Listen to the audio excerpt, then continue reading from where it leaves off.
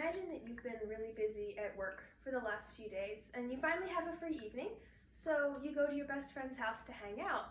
When you get there and she opens the door, you notice that she's still dressed in her pajamas. Her hair is in a mess and she looks exhausted.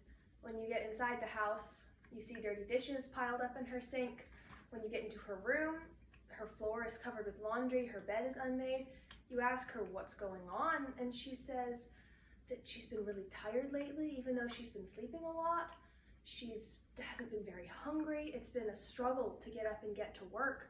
She's just been really struggling. She's been sad for no real reason, and you want to help, but you're not sure what she needs. This might sound familiar to some of you. Your friend is struggling with depression.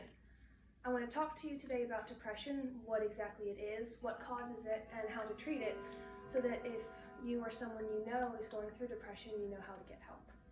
First, depression is not just sadness. What we call depression really refers to a range of disorders and conditions that lead to a variety of symptoms. Psychiatry.org lists several of these symptoms, including extra sleep or difficulty in getting to sleep, gaining your appetite or losing your appetite, loss of interest in normal activities, just not having enough energy, feeling burdensome or worthless, and even self-harm or thoughts of suicide. Psychiatry.org and the National Institute of Mental Health also list several disorders that fall under our general term of depression. First, what we normally think of as depression is major depression or major depressive disorder. This is feelings of depression that last 2 or more weeks. Persistent depressive disorder is feelings of depression that last fairly consistently for 2 or more years. Perinatal or postpartum depression is depression that a woman can feel during pregnancy or after the delivery of a baby. Seasonal affective disorder is depression that comes and goes with the seasons, usually appearing in the winter and disappearing during the summer.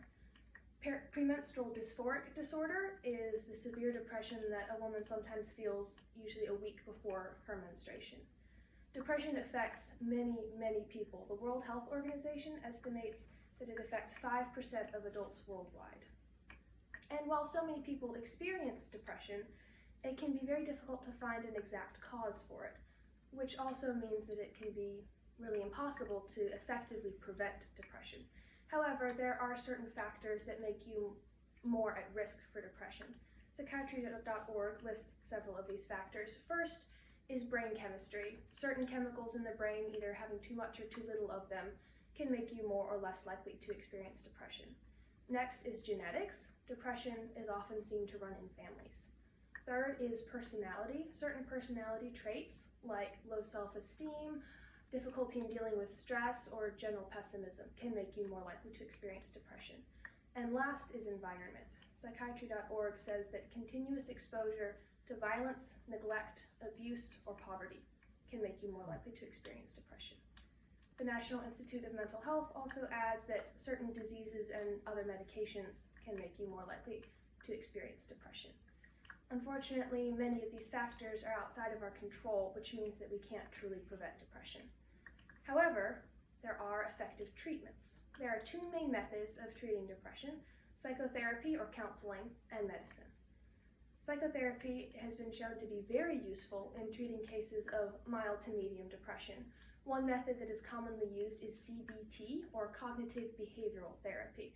This is a therapy that is used to rewire the brain's twisted, depressed, and plain wrong ways of thinking.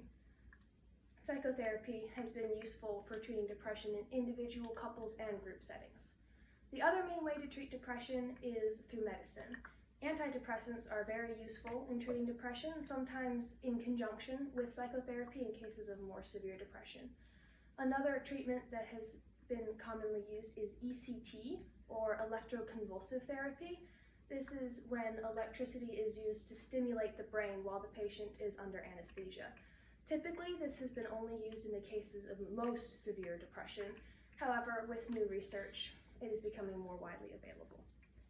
In conclusion, depression refers to a broad range of disorders that can lead to a variety of symptoms, from sadness all the way up to thoughts of suicide. And while it is not truly preventable, there are certain factors such as environment or brain chemistry that can make you more or less likely to experience depression. And even though it is not preventable, it is treatable through psychotherapy and medicine. If we know the signs and the symptoms, we can get help for those around us or ourselves who may be suffering from depression.